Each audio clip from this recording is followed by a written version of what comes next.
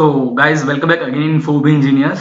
Heat exchanger एक topic हम देखने वाले हैं। एक एक्स्ट्रा टॉपिक मैंने ऐड किया है क्योंकि यहाँ से भी क्वेश्चंस आते हैं। एक टॉपिक और हमारा एचएमटी में है, बता दे रहा हूँ, अदरवाइज आप कहोगे सर वो टॉपिक आपने छोड़ दिया है। फिन्स से रिलेटेड, तो फिन्स से रिलेटेड न्यूमेरिकल्स, ज्यादातर जो फिन्स हैं वो फुल ऑन न्यूमेरिकल पे ही डिपेंड है।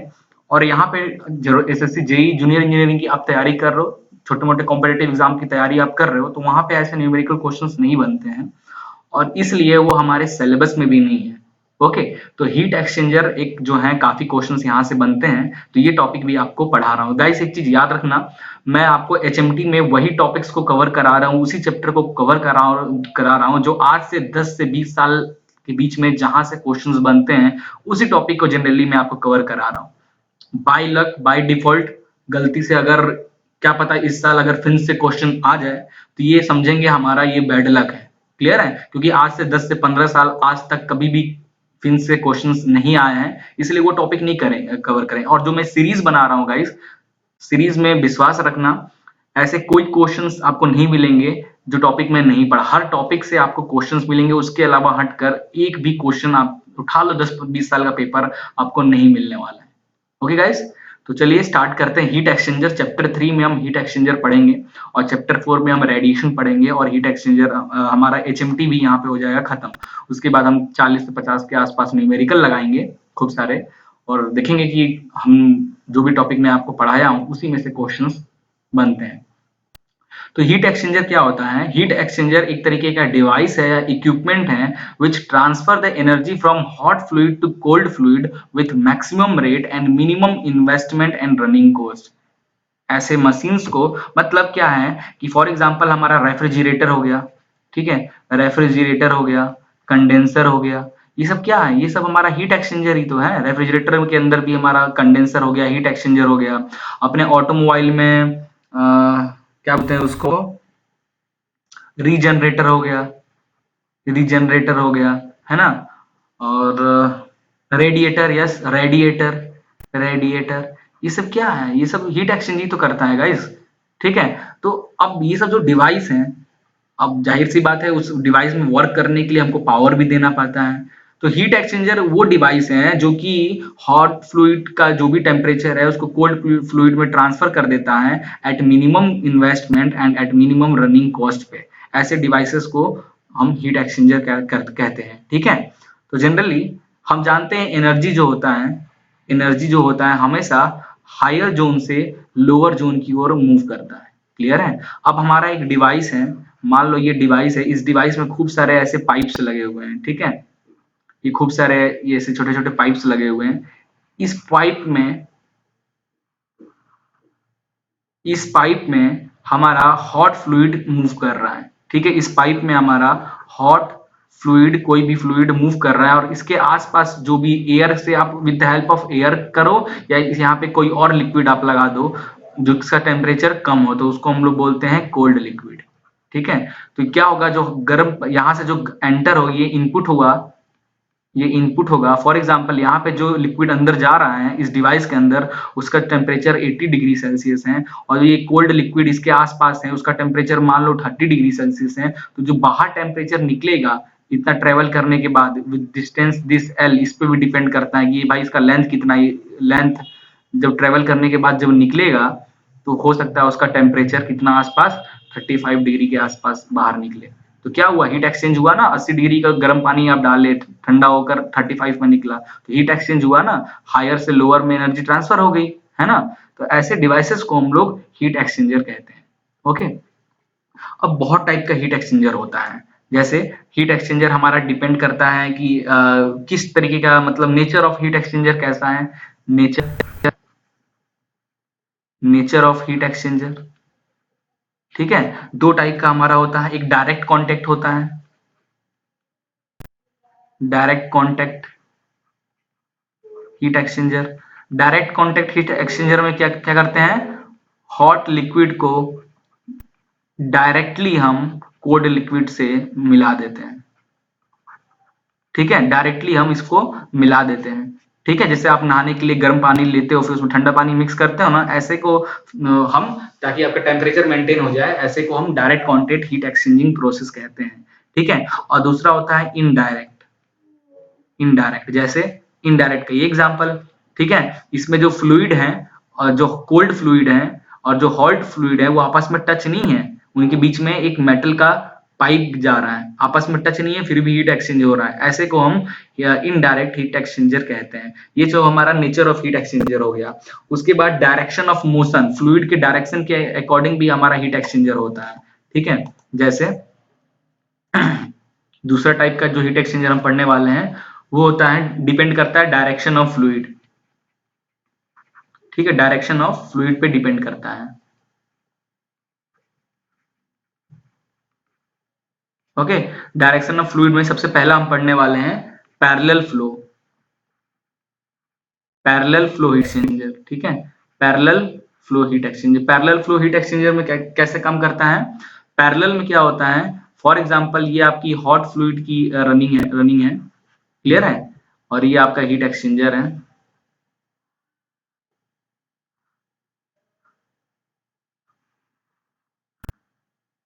है ना।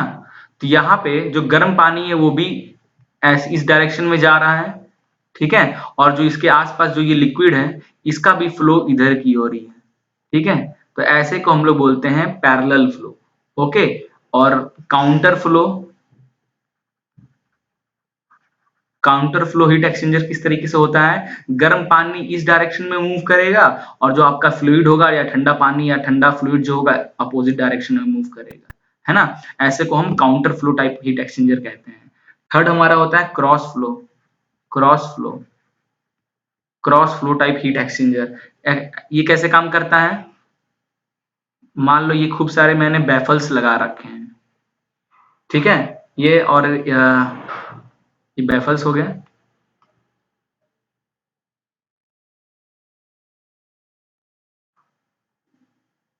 ये देखो, ये रेड कलर से जो दिख रहा है इसके अंदर हॉट फ्लूइड है, हॉट फ्लूइड है, ओके। और जो ब्लैक कलर से आपको दिख रहा है इसके अंदर है कोल्ड फ्लूइड, ये इस डायरेक्शन में मूव कर रहा है और ये हॉट फ्लूइड जो है वो ऊपर से नीचे की ओर आ रहा था, देखो क्रॉस, इस पॉइंट पे क्रॉस कर दिया, एक दूसरे को क्रॉस करके इधर आ गया, है ना, और फिर यहाँ से एग्जिट हो जाएगा। तो ऐसे को हम लोग क्रॉस फ्लो हीट एक्सचेंजर कहते हैं। और जो ये जो रेड हॉट फ्लूइड की जो ट्यूब्स है इनको होल्ड करता है, ये यहाँ पे होल्ड कर रहा है ना, जो ब्लैक वाले जो पाइप्स है ये सब होल्ड कर रहे हैं, इनको हम लोग बोलते हैं बैफल्स, ठीक है। क्या बोलते हैं इनको? Baffles.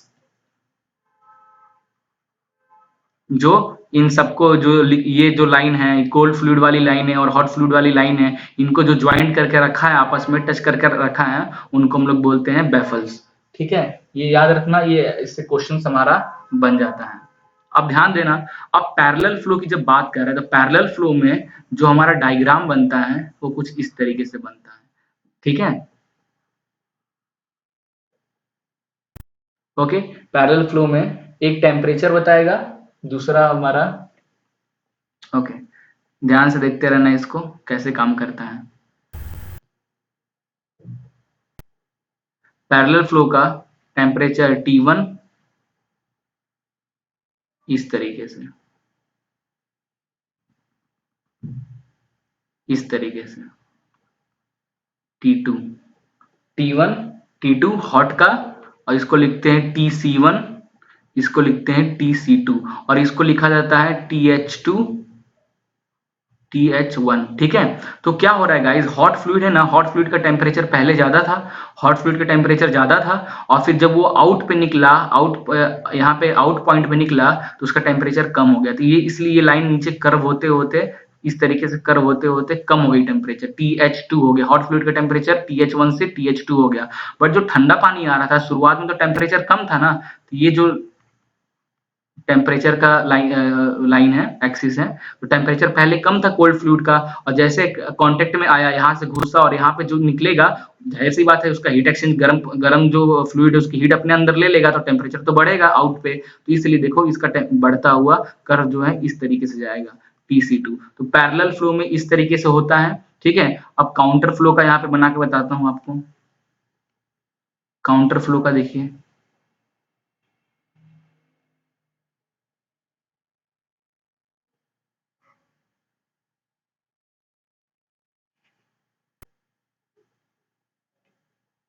Counter flow. Counter flow कैसे काम करेगा? काउंटर फ्लो में ये क्या हो गया, TH1, ओके, ये हॉट फ्लूइड का टेम्परेचर पहले था TH1, फिर वो ठंडा होकर कम हो गया, कितना हो गया इस पॉइंट पे आके, TH2 हो गया। क्लियर है? वैसे ही काउंटर फ्लो में ये अपोजिट इधर से आ रहा है, तो पहले टेम्परेचर क्या होगा, कम होगा, है ना, टेम्परेचर पहले कम होगा, क्योंकि ये डायरेक्शन इधर की ओर है। तो काउंटर फ्लो में हॉट फ्लूइड का डायरेक्शन इधर है और कोल्ड फ्लूइड का डायरेक्शन इधर से, तो इधर से घुस रहा है ना, तो ये हमारा जो पॉइंट हो जाएगा, ये हो जाएगा TC1। ठीक है, कोल्ड फ्लूइड का टेम्परेचर C1 कम होगा, और उसके बाद जैसे ये आउट पे निकलेगा, टेम्परेचर जाहिर सी बात है ज्यादा निकलेगा, तो इसके ज्यादा टेम्परेचर कहाँ, ऊपर ही होगा ना, ये कुछ इस तरीके से जाएगा, ये हो जाएगा TC2, टेम्परेचर बढ़ गया, TC1 कम टेम्परेचर था, अब ये TC2 हो गया, ज्यादा टेम्परेचर हो गया। ठीक है, ये इस तरफ मूव करेगा, ये इस तरीके से मूव करेगा। तो ये डायग्राम बहुत जरूरी है, आगे काम आएगा, इसलिए ये चीज आपको बता दे रहा हूँ, यहाँ पे अच्छे से ध्यान रखना। ठीक है, आगे बढ़ते हैं। अगला हमारा थर्ड टाइप का जो हीट एक्सचेंजर होता है, वो डिजाइन पे डिपेंड करता है। ठीक है, डिजाइन पे डिपेंड करता है। डिजाइन पे मतलब concentric tube type heat exchanger, concentric tube type heat exchanger कैसा होता है? हीट एक्सचेंजर कुछ नहीं, ऐसा ट्यूब बना रहता है। ठीक है, ऐसा ट्यूब रहता है, यहाँ से कोल्ड फ्लूइड जाती है, इसके आसपास वाटर रख दो, पानी के अंदर डाल दो, यहाँ से हॉट फ्लूइड जाएगी, टेम्परेचर कम होकर निकल जाएगी, ऐसे कॉन्सेंट्रिक ट्यूब टाइप बोलते हैं। उसके बाद हमारा जो दूसरा होता है वो होता है शेल या ट्यूब टाइप। शेल या ट्यूब टाइप होता है, कैसा होता है? एक सेल होगा, क्लियर है, उसके अंदर एक ट्यूब, ये रहा हमारा शेल, एक शेल होगा, इस शेल के अंदर हमारी हॉट फ्लूइड की या हॉट फ्लूइड की ऐसी ट्यूब रहेगी। ठीक है, ऐसी, ये हमारा इनपुट, ये हमारा है आउटपुट। ठीक है, और यहाँ पे पूरा पानी ऐसा रहेगा। ठीक है, सेल में पानी रहेगा। ठीक है, तो ऐसे को हम shell and tube type heat exchanger कहते हैं। तीसरा जो होता है, और इनको जो होल्ड करता है, ठीक है, ध्यान देना, इनको जो पाइप को होल्ड करने के लिए इसमें ऐसे ऐसे बने रहते हैं। ठीक है, इन्हीं को, इस पाइप्स को होल्ड करने के लिए, सेल और इनको होल्ड करने के लिए, इन्हीं को हम बोलते हैं बैफल्स। ठीक है, तो तीसरा सेल एंड ट्यूब हो गया, कॉन्सेंट्रिक ट्यूब हो गया।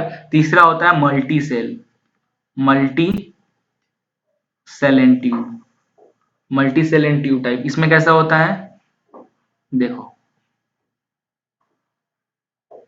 ये सेल नंबर 1, ये सेल नंबर 2। ठीक है, यहाँ पे एक ट्यूब गया होगा, एक ट्यूब यहाँ पे गया होगा। ठीक है, एक दो मल्टी सेल हो गया, एक सेल नंबर 1, सेल नंबर 2, हो सकता है एक और आ जाए, तो ये हो जाएगा सेल नंबर 3, इसमें भी एक ट्यूब ऐसे डला होगा, है ना। ये सब सेल है और ट्यूब, और इसको कौन अटैच करके रखा है?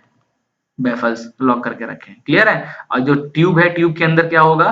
ट्यूब के अंदर हमारा हॉट फ्लूइड रहता है, हॉट फ्लूइड रहता है, और सेल में हमारा क्या रहता है? Cold fluid. ठीक है, आप कहोगे उल्टा नहीं हो सकता है उल्टा, बट उसके लिए आपको ट्यूब को हो सकता है ट्यूब को ऐसे घुमा घुमा कर आपको ले जाना हो, क्योंकि अगर आप स्ट्रेट ट्यूब ले जा रहे हो, तुरंत निकाल दे रहे हो, तो हॉट फ्लूइड को टाइम चाहिए ना ठंडा होने के लिए, और सेल का स्पेस भी ज्यादा है, तो सेल में आप अच्छा खासा पानी स्टोर करके रख सकते हो। ठीक है, इस तरीके से हमारा काम करता है डिजाइन बेस पे। उसके बाद अब हम फिजिकल स्टेट पे बात करते हैं, एक कंडेंसर और एक इवापोरेटर। कंडेंसर, कंडेंसर भी हीट एक्सचेंज करता है। ठीक है, और जो इवापोरेटर होता है अपने रेफ्रिजरेटर का, इवापोरेटर, अब यहाँ ध्यान देना, मैंने कंडेंसर और इवापोरेटर का दो डायग्राम बना रहा हूँ, ध्यान देना, देखना क्या होता है कंडेंसर में और क्या होता है इवापोरेटर में, क्वेश्चंस यहाँ से बनते हैं। क्लियर है? कंडेंसर में गाइस क्या होता है, जो हॉट फ्लूइड का जो ग्राफ बनता है वो कांस्टेंट बनता है। ठीक है, हॉट फ्लूइड का, this is TH1, okay, this is TH2। ठीक है, तो ये क्या हो जाएगा, यहाँ पे जो TH1 है वो TH2 के इक्वल होता है, लेकिन जो कोल्ड फ्लूइड होता है, जो कोल्ड फ्लूइड होता है उसका टेम्परेचर बढ़ता जाता है। क्लियर है? यहाँ पे TC2, तो ध्यान देना है, कंडेंसर में जो हॉट फ्लूइड है, हॉट फ्लूइड का जो टेम्परेचर है वो कांस्टेंट होता है, बट जो कोल्ड फ्लूइड होता है उसका जो टेम्परेचर है ग्रेजुअली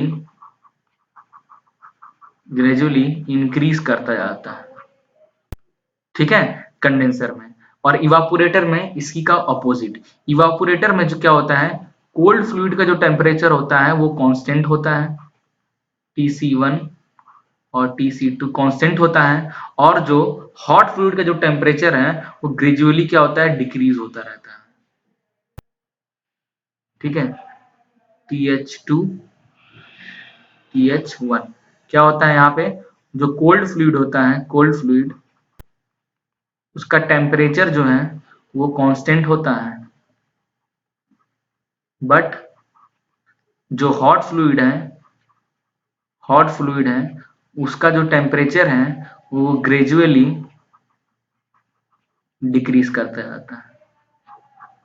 तो ये अंतर होता है हमारा कंडेंसर और इवापोरेटर में, ठीक है। कंडेंसर का काम क्या है और इवापोरेटर का काम क्या है पहले ये जानो, ठीक है, फिर ये डायग्राम समझ में आएगा।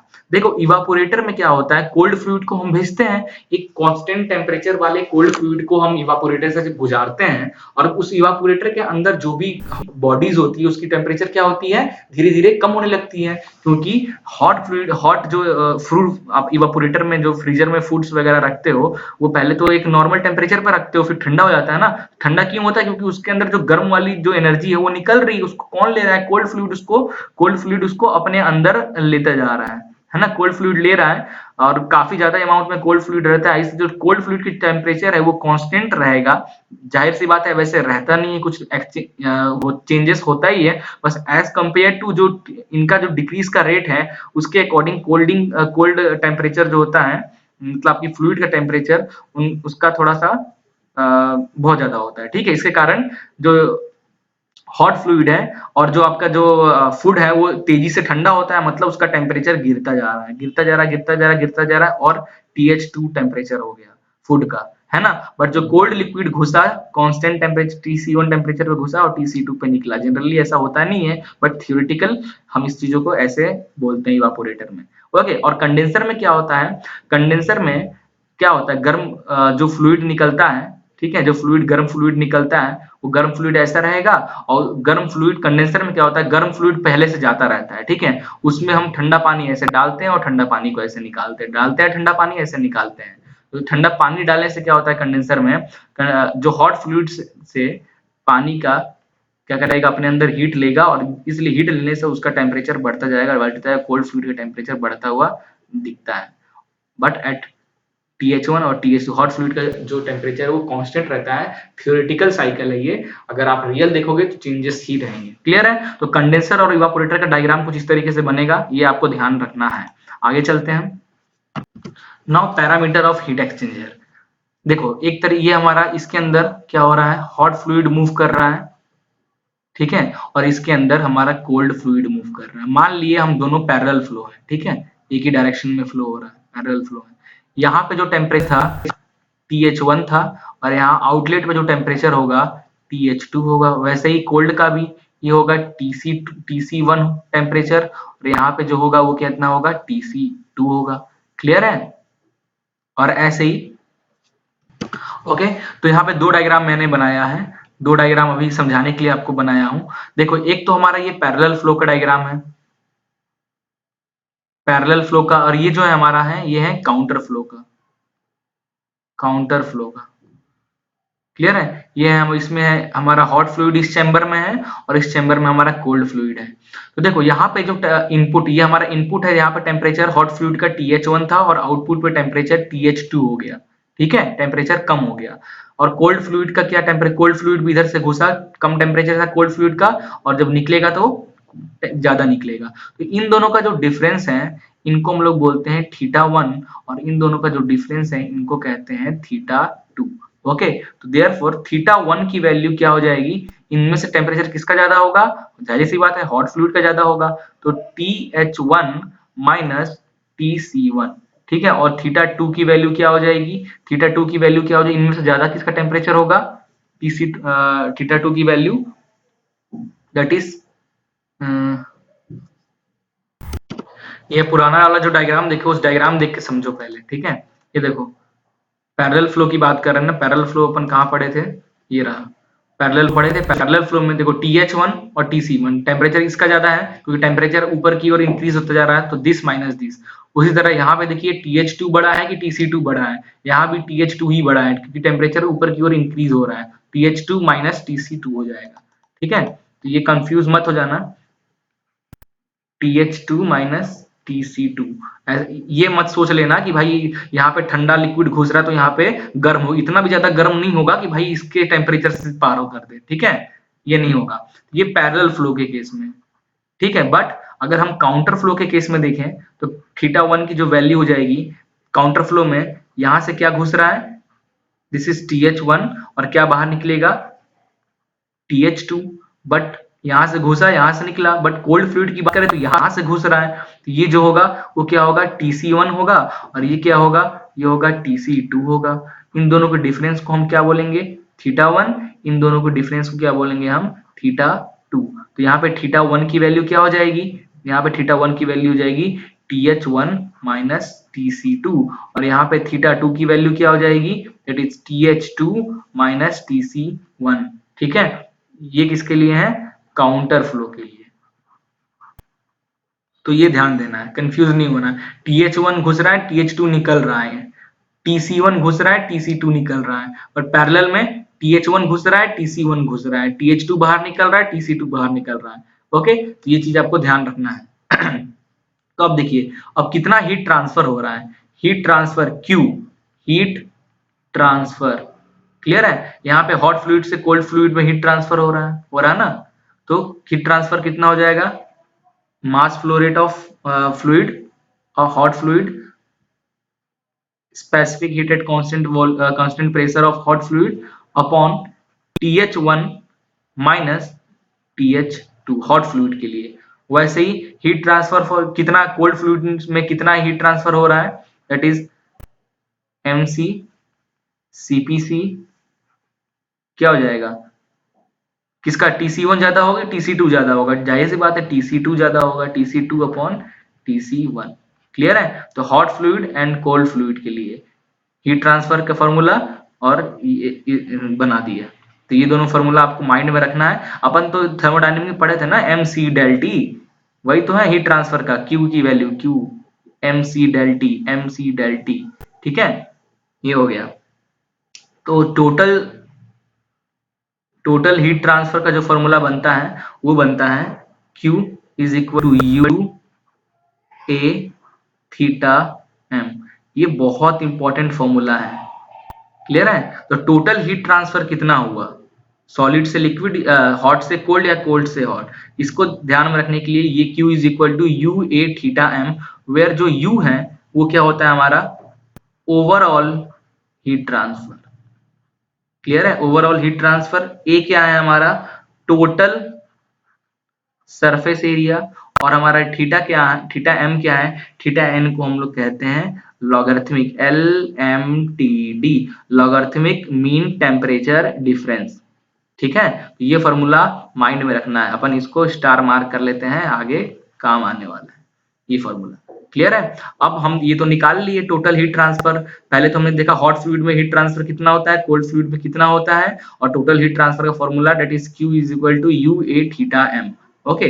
तो जो थीटा M है, ये थीटा M की जो वैल्यू है, थीटा M की वैल्यू ये डिपेंड करता है पैरेलल फ्लो और काउंटर फ्लो पे, ठीक है। अगर पैरेलल फ्लो हो रहा है तो थीटा एम पैरेलल फ्लो का थीटा एम निकालो और यहाँ पे पुट कर दो तो टोटल हीट ट्रांसफर निकल जाएगा। अगर आपका हीट एक्सचेंजर काउंटर फ्लो की तरीके का है तो थीटा एम की वैल्यू निकालो काउंटर फ्लो के टर्म में और यहाँ थीटा एम की वैल्यू पुट कर दो तो आपका टोटल हीट ट्रांसफर निकल जाएगा काउंटर फ्लो के लिए, क्लियर। तो ये फॉर्मूला बहुत इंपॉर्टेंट है। अब थीटा एम की वैल्यू कैसे निकालें पैरेलल फ्लो और काउंटर फ्लो के लिए, ये जानना जरूरी है।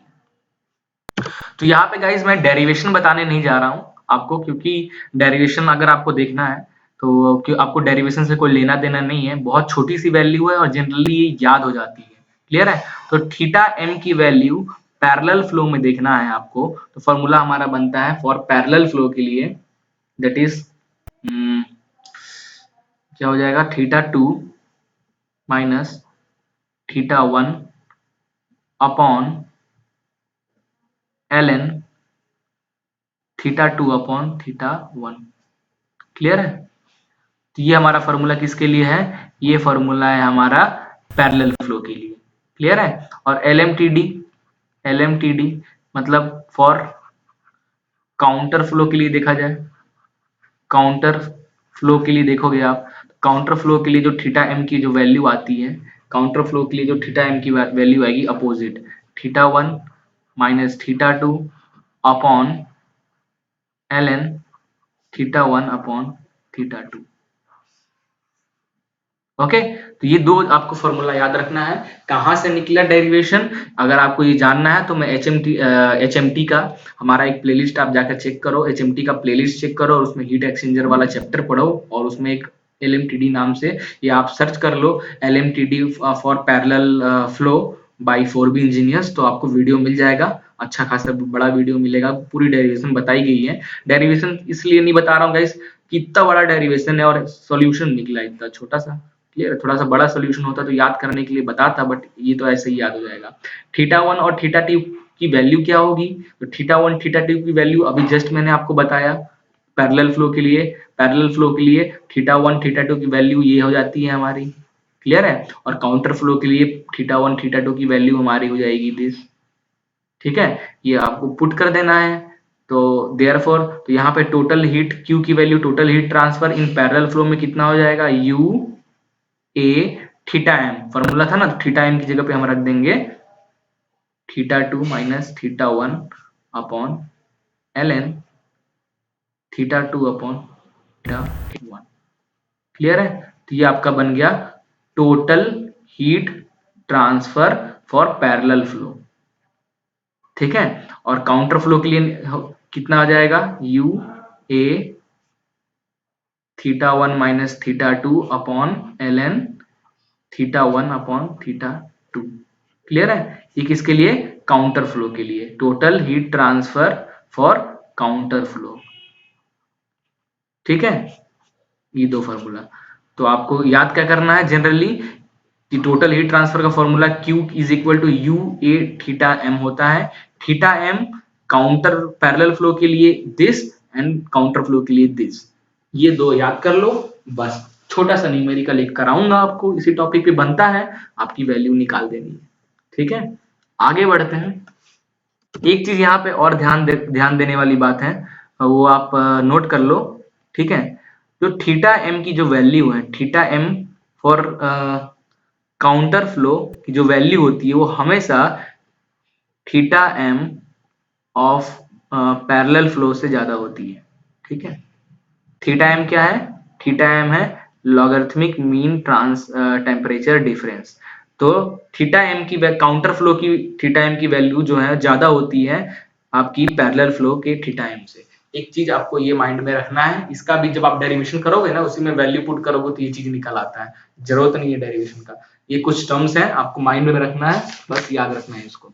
ओके, अब इसी में एक टर्म और आता है, arithmetic mean temperature difference, AMTD। एक और आता है हमारा AMTD।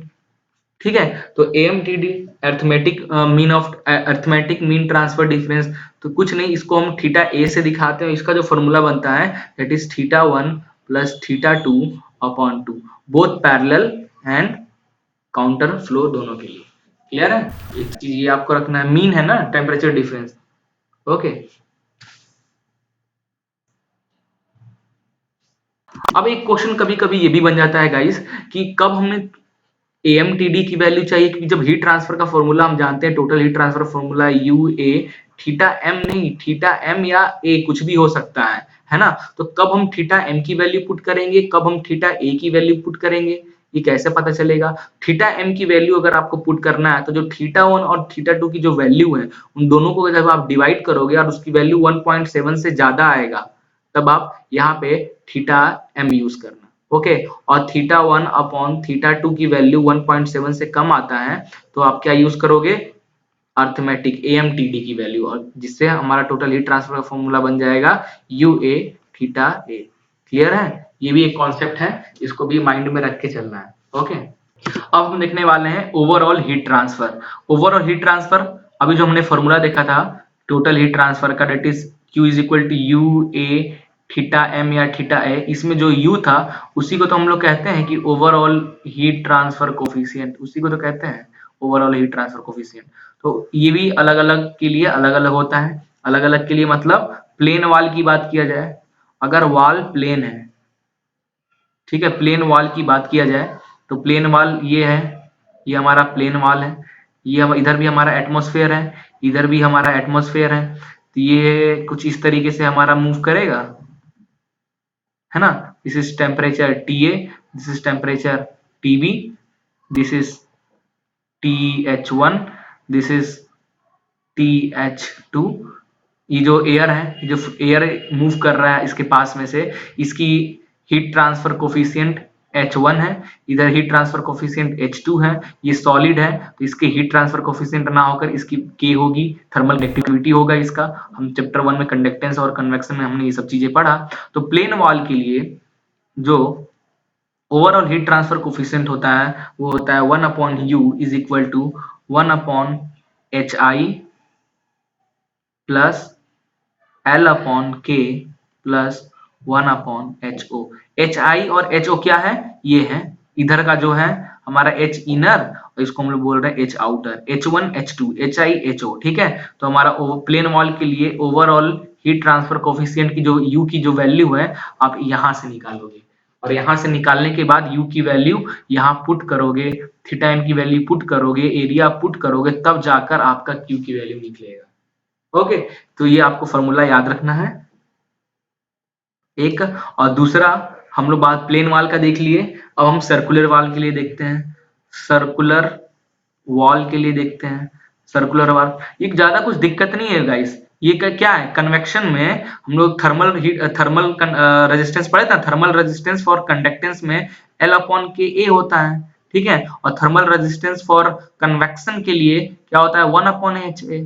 तो यहाँ पे क्या देख रहे हो, इधर भी कन्वेक्शन है, इधर भी कन्वेक्शन है, और बीच में कंडक्शन हो रहा है, तो बीच में L/Ka 1/Ha 1/HOA है ना, A तीनों कैंसिल हो जाता है। ठीक है, तो इस तरीके से बनता है, वही है, याद करने का आपको तरीका बता रहा हूँ। ठीक है, पुरानी वीडियोस देखकर यहाँ पर पहुंचना, अदरवाइज काफी ज्यादा दिक्कत होगा। क्लियर है? तो प्लेन वॉल के लिए हमने देख लिया U की वैल्यू निकालना। सर्कुलर वॉल, सर्कुलर वॉल के लिए सर्कुलर वॉल सर्कुलर है, कैसा है वॉल, ऐसा सर्कुलर है। क्लियर है? वाल हमारा कुछ इस तरीके का सर्कुलर है। अब यहाँ पे हमारी दो वैल्यू होगी, हमने ये पॉइंट रखा, इस पॉइंट से इनर को बोलेंगे RI, ठीक है, और आउटर वाले को क्या बोलेंगे, आउटर रेडियस RO होगा। इनर वाले का heat transfer coefficient HI, outer वाले का HO। क्लियर है? और ये जो बॉडी, ये इसका जो टेम्परेचर डिफरेंस होगा क्या होगा, ये हो गया पॉइंट T1, ये रिड्यूस होके यहाँ पे हो गया पॉइंट T2। ये हमारा आउटर सरफेस एयर का, ये हमारा अंदर एयर का अलग, ये हमारा जो बॉडी है उसका कंडक्टेंस के, है ना। इस तरीके से हमारा मूव करेगा इसमें भी।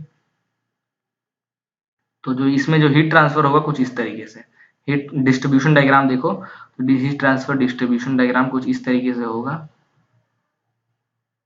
है ना। This is TB, this is T2, this is T1, this is TA। Clear है? यहाँ पे कन्वेक्शन हो रहा है, यहाँ भी कन्वेक्शन हो रहा है, और यहाँ बीच में कंडक्शन हो रहा है।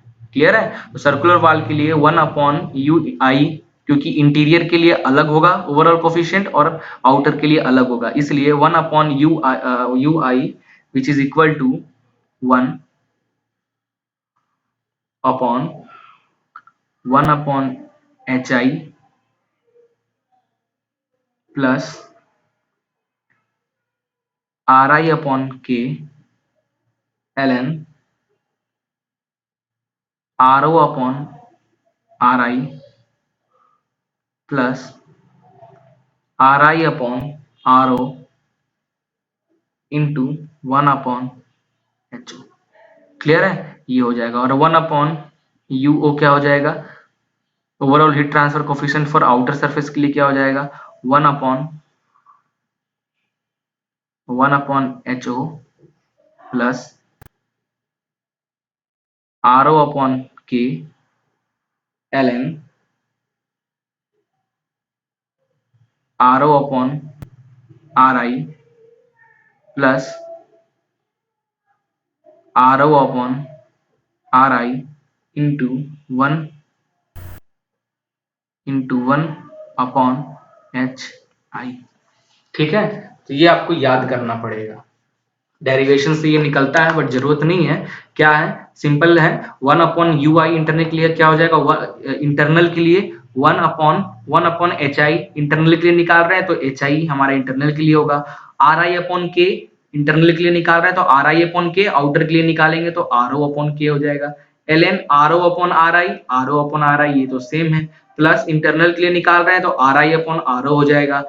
ठीक है, और यहाँ पे आउटर के लिए निकाल रहे हैं तो RO/RI हो जाएगा, और इसमें मल्टीप्लाई कर दो किसका, इंटरनल के लिए निकाल रहे हैं तो 1/ आउटर का H, यहाँ आउटर के लिए निकाल रहे हैं तो 1/ इंटरनल का H, वेयर H क्या है हमारा, हीट ट्रांसफर कोफिशिएंट। क्या होती है इसकी यूनिट, वाट पर मीटर स्क्वायर केल्विन, और K क्या होता है, थर्मल कंडक्टिविटी। क्या होती है यूनिट, वाट पर मीटर केल्विन, दोनों में डिफरेंस है। क्लियर है, तो क्या है RI, क्या है RO, क्या है K, क्या है HI, क्या है HO। क्लियर हो गया, तो ये होता है सर्कुलर वाल के लिए। तो ये फॉर्मूला को आप याद कर लो तो ज्यादा अच्छा होगा। ठीक है, अब एक टर्म डिस्कस करने वाले हैं हम लोग, फॉलिंग फैक्टर। फॉलिंग फैक्टर क्या होता है, हीट एक्सचेंजर में फॉलिंग फैक्टर क्या होता है, guys, due to impurities on pipe heat transfer rate decreases. Okay, तो अब बहुत सारे पानी, अब आप जा रहे हो हीट एक्सचेंजर में, जनरली जो भी है वाटर आप भेजते हो, छानते तो हो नहीं, फिल्टर तो करके आप भेजोगे नहीं वाटर को। ठीक है, बहुत ज्यादा पैसा है तो थोड़ा लगा दो फिल्टर, जो पानी मिल रहा है आप उस पानी को यूज करते हो। तो क्या होता है, जब वो पानी पाइप वाइप से जाता है तो उसमें कुछ पार्टिकल्स वगैरह वो धीरे धीरे इकट्ठा होकर पाइप को चोक कर देते हैं, जाम हो जाता है पाइप हमारा।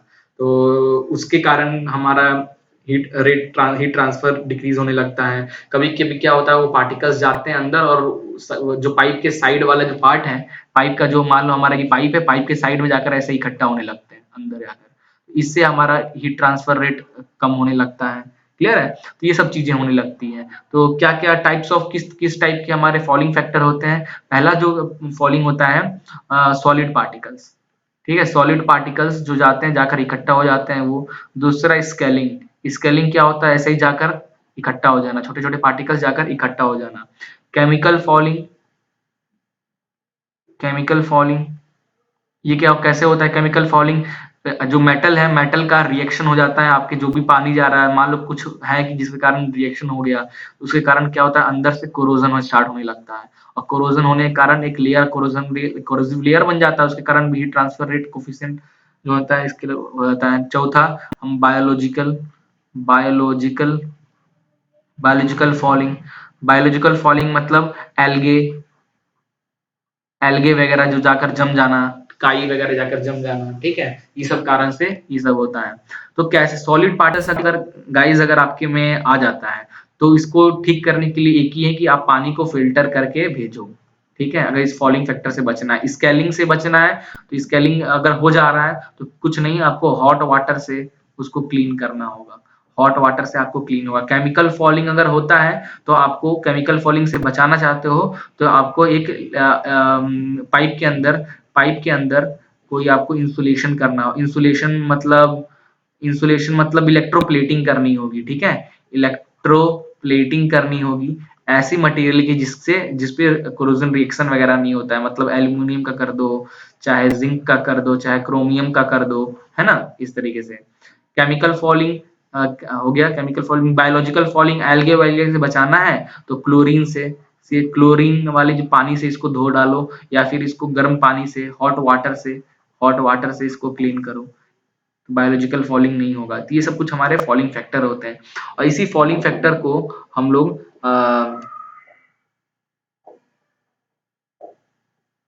इससे, ये सब फॉलिंग फैक्टर के कारण हमारा डिक्रीज होता है। तो फॉलिंग फैक्टर फॉर इनर और फॉलिंग फैक्टर फॉर आउटर। तो ये RSI क्या लिखा है, ये फॉलिंग फैक्टर ही है बट फॉर इनर। तो thermal, this is thermal resistance of inner, है ना। और ये क्या है, thermal resistance of outer, outer के लिए। क्लियर है। और एस क्या है, फॉलिंग फैक्टर से डिनोट कर रहे हैं। तो जनरली फॉलिंग होने के कारण, स्केलिंग होने के कारण क्या, रेजिस्टेंस बढ़ रहा है ना आपका। रेजिस्टेंस बढ़ेगा तो हीट ट्रांसफर रेट भी कम होगा। ओके, तो जनरली फॉलिंग होने के कारण हमारा क्या होता है, थर्मल रेजिस्टेंस बढ़ने लगता है, जिसके कारण हीट ट्रांसफर रेट हमारा कम होने लगता है। तो thermal resistance for inner interior के लिए देखें, और थर्मल रेजिस्टेंस फॉर आउटेरियर को RO और RSI से डिनोट कर रहे हैं यहाँ पे। तो यहाँ पे RSI की जो वैल्यू है that is called 1 upon AIHSI, ठीक है। वेयर HSI और RSO की वैल्यू देखा जाए तो हो जाता है 1 upon AOHSO। HSI and HSO जो है ये हमारा scale formation on inner and outer, ठीक है। दैट इज स्केल, कितना स्केल फॉर्मेशन हो रहा है, scale formation on inner and outer of the pipe, ठीक है। ये आपको ये चीज ध्यान रखना है। अब ऐसा हो रहा है तो अपन क्या करें, अब इसके लिए अगर फॉलिंग फैक्टर क्वेश्चन में आ जाता है कि भाई इतना फॉलिंग फैक्टर इसका RSI थर्मल रेजिस्टेंस, RSI की वैल्यू इतनी है या इतनी स्केलिंग हो रही है, स्केलिंग इतना हो रहा है तो RS स्केलिंग जितना हो रहा है उसकी वैल्यू पुट करो, एरिया पुट करो, उससे RSI की वैल्यू निकलेगा। और वो वैल्यू को फिर आप पुट करो तो उससे तो हीट ट्रांसफर रेट पे क्या इफेक्ट पड़ेगा। देखो Q heat transfer, total heat transfer का फॉर्मूला होता है UA थीटा m या थीटा ए। थीटा m की वैल्यू इजीली कैलकुलेट कर लोगे, एरिया इजीली कैलकुलेट कर लोगे। यू जो है, ये जो U है ये डिपेंड करता है आपके पाइप कैसा है, प्लेन वॉल है या फिर सर्कुलर वॉल है। मान लो सर्कुलर वॉल है तो यहाँ पे अपन रखेंगे UI माइनस UO, ऐसे रखेंगे तो इससे हमारा U की वैल्यू निकलेगा, उसको हम यहाँ पे पुट करते हैं, है ना। तो क्या पुट करेंगे, तो उसके लिए UI और UO निकालना जरूरी है। तो UI अगर हम निकालेंगे तो अभी जस्ट हमने पीछे निकाला था, UI ये निकाला था ना, या ये 1 upon UI is equal to 1 upon HI plus RI के ln RO upon RI plus RI upon RO into 1 upon HO। इसमें एक चीज और प्लस करना पड़ जाएगा। क्या प्लस करना पड़ जाएगा, इसमें आपको प्लस करना पड़ जाएगा RI upon RO into RSI, ठीक है। और इसमें भी आपको प्लस करना पड़ जाएगा, क्या प्लस करना पड़ जाएगा, RO अपॉन RI, आउटर के लिए निकाल रहे हैं इसलिए RO upon RI into RSO, falling factor, extra falling factor जो हमें यहाँ पे ऐड करना पड़ेगा। तब जाकर UI और UO का वैल्यू आपका यहाँ से निकलेगा और उसको पुट करोगे तब जाकर आपका final total heat transfer rate आपका हीट एक्सचेंजर का निकलेगा। तो गाइस यहाँ पे जो ये जो चीजें मैं बताया हूँ, ये जो चीजें बताया हूँ, ये जस्ट आपका जनरल नॉलेज के लिए है। ये हमारे कोई भी जूनियर इंजीनियरिंग एग्जाम में ये चीजें नहीं पूछता है, बट जो ये थियोरेटिकल है किसको कैसे क्लीन करते हैं, ठीक है।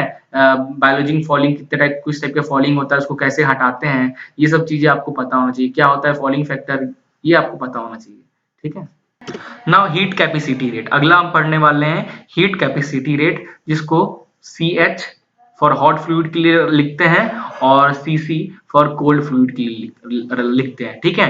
तो heat capacity rate for hot fluid का फॉर्मूला होता है CH is equal to MH CPH, और कोल्ड फ्लूइड के लिए हो जाता है MC CPC। ओके, इस तरीके से रखते हैं, ये याद रखना। हीट कैपेसिटी रेट का फॉर्मूला ये पूछता है और इस पे न्यूमेरिकल बनते हैं, ठीक है।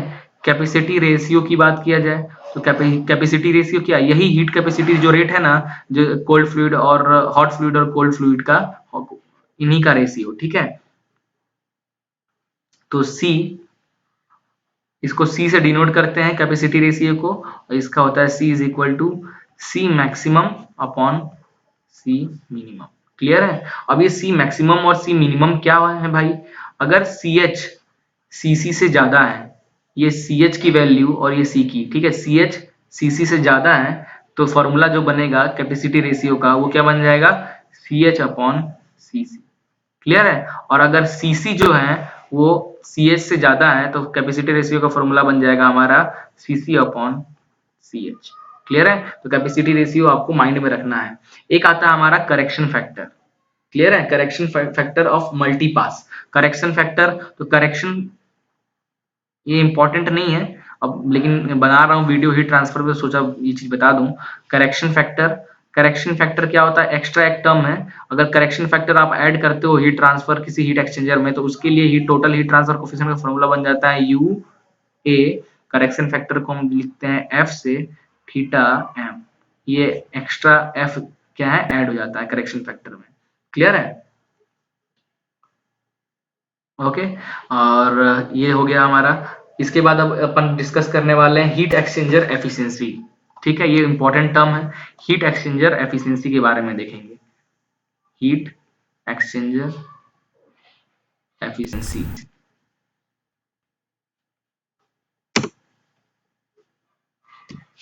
तो हीट एक्सचेंजर एफिशिएंसी का heat exchanger efficiency this is equal to M H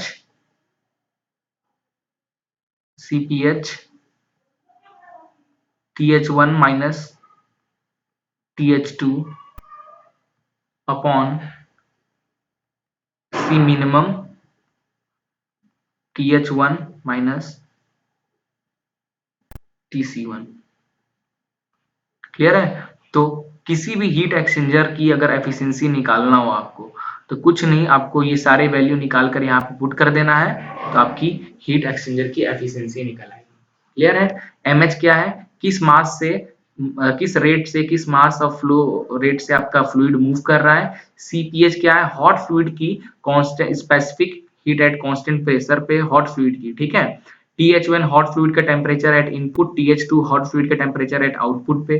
C minimum अभी रहने देते हैं। TH1 क्या है? हॉट फ्लूइड का temperature at inlet. TC1 cold fluid का टेम्परेचर एट इनलेट। ठीक है? अब सी मिनिमम क्या है? सी मिनिमम की जगह पे हम CH भी लिख सकते हैं। कब? CH जब इस कंडीशन में CH की वैल्यू अगर CC से पहले को CH और CC निकालना होगा, इन दोनों में जो मिनिमम होगा, अभी कौन सा मिनिमम है? CH, तो अभी फॉर्मूले में ये पुट कर दोगे। और यही अगर CC CH से कम हो गया, तो यहाँ मिनिमम की जगह पे फिर ये फॉर्मूले में पुट कर दोगे CC की वैल्यू। तो CH भी निकालना होगा, CC भी निकालना होगा, ये सारे टर्म्स भी निकालने होंगे, फिर पुट करोगे तब जाकर आपकी निकलेगी फॉर्मूला। ठीक है? तो हीट ट्रांसफर कोफिशिएंट यहाँ पे जरूरी है, याद रखना। अगला एक टर्म और डिस्कस करने वाले हैं हम पे, NTU।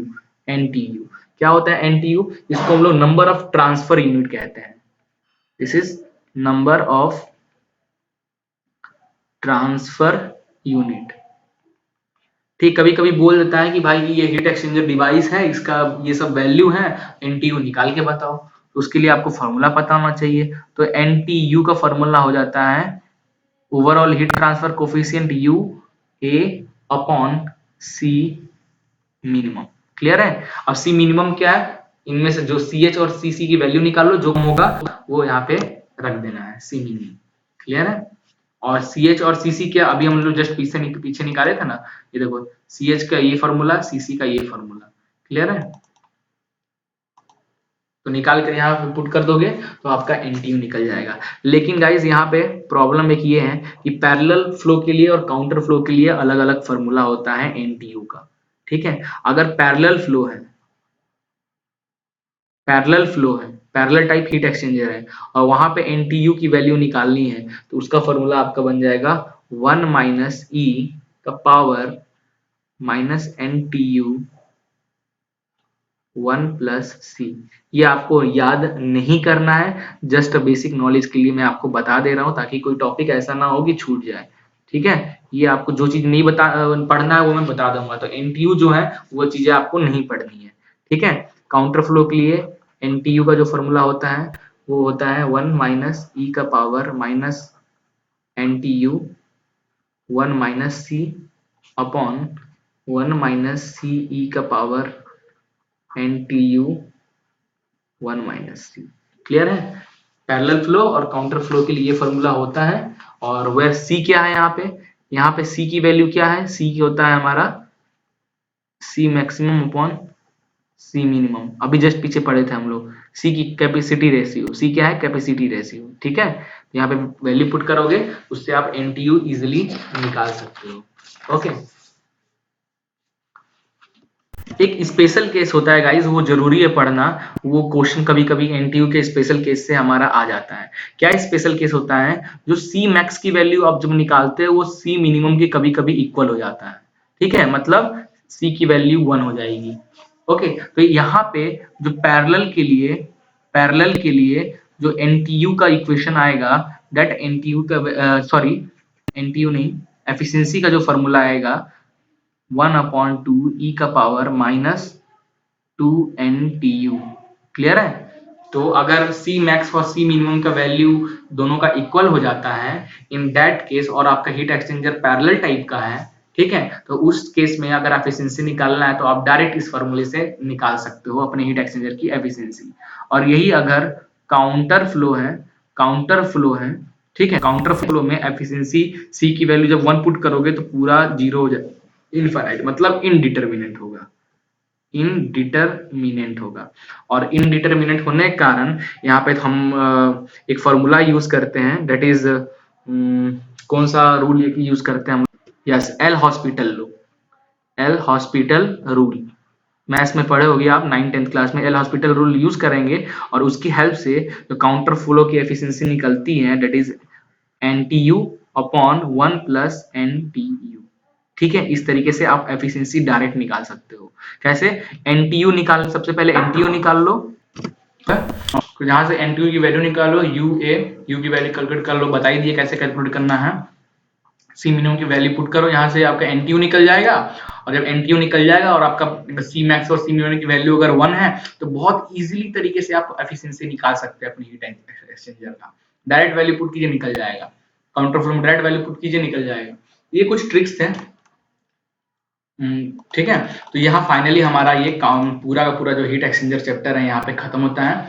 51.55 देख 52 मिनट के आसपास वीडियो बना है और काफी जबरदस्त वीडियो बना है। इसके अलावा हटकर आपको कोई भी क्वेश्चन नहीं देखने को मिलेगा। कोई भी जूनियर इंजीनियरिंग की एग्जाम दे लें, और मैं तो कहूंगा गेट से रिलेटेड भी एग्जाम दे लीजिए, इस टॉपिक से जो चीजें मैं बताई हैं उसके हटकर और कुछ नहीं मिलने वाला है।